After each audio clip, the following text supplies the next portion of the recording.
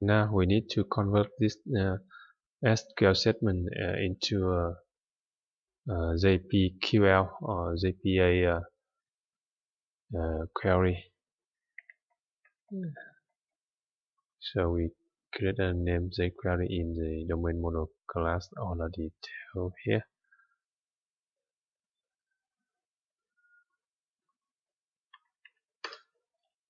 Named queries.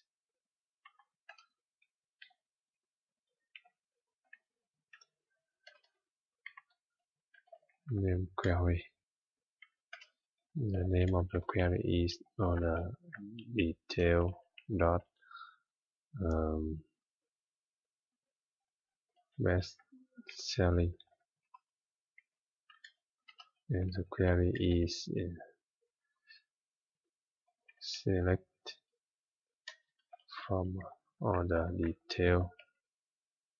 The alias is od. We select od.book from the other details. Group by od.book.book id and order by